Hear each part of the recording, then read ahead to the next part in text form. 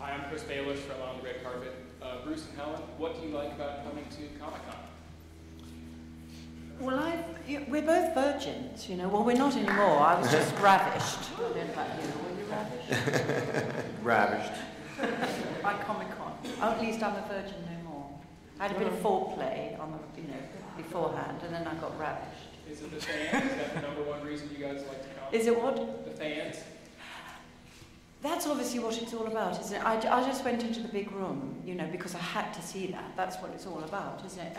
And understanding for the first time that, I get it.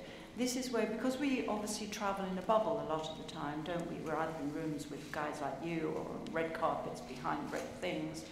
And there is where you actually get to have real face-to-face experience with fans. And the great thing about Americans is their ability to be enthusiastic and obsessed about stuff and do it on such a grand scale. And for me as a Brit, coming into this, it's really exciting and endearing, and it's everything that you love about America, quite honestly, is that commitment and excitement and enthusiasm and kind of an innocence about it, and it's great to be a part of. And I think we should. It's fantastic to have this kind of venue that you can get down and dirty, if you like, with fans and with people like that. It's great. This question is for all of you. What is the one thing that drew you to this project? What made you say, I've got to do this?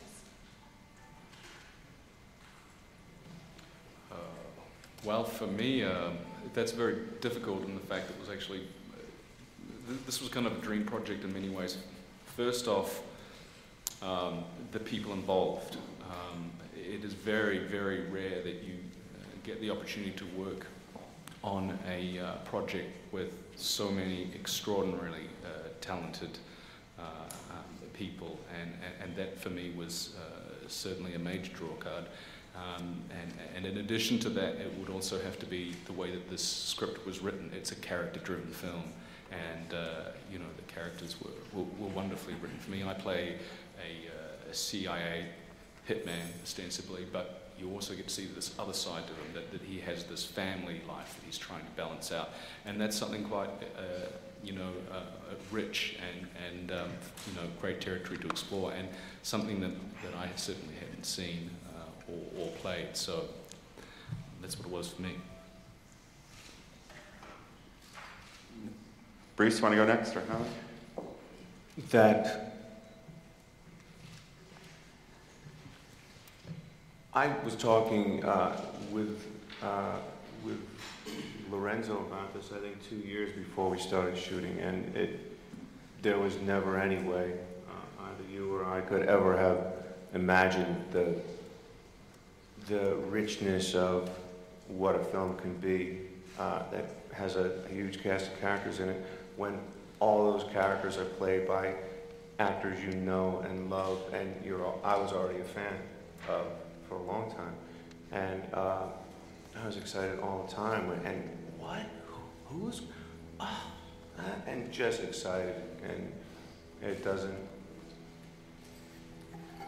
I think we're just starting to talk about it now. We're just starting to talk about this film and get a response to and find out how to respond to this film. But I think one of the things that's going to be talked about between now and the time the film comes out a lot more is the fact that just the phenomenon of having this many actors and this many movie stars in the film who told a great story and told a really complicated, ambitious story that's fun and funny and has action and that is very satisfying. Thanks. More? Me? Not the Queen. Bruce Willis. Evening dress machine gun. Gotta do it. And Warren and Cully, do you want to chime in, obviously, about the creation of it? You've got to remember, that's going back a long time for me. That's, 7 years ago I wrote that? Well, I've got to go to him to check, it's been that long. I don't know, the whole process from there to here is frankly a bit bizarre. I mean, when things got rolling, my agent was telling me who had been signed. I mean, at one point I asked if she was drunk. Because, I mean, not only there has not been a comic book adaptation with a cast like this, and frankly, there's not going to be a film this year with a cast of this quality. I'm just knocked flat, really.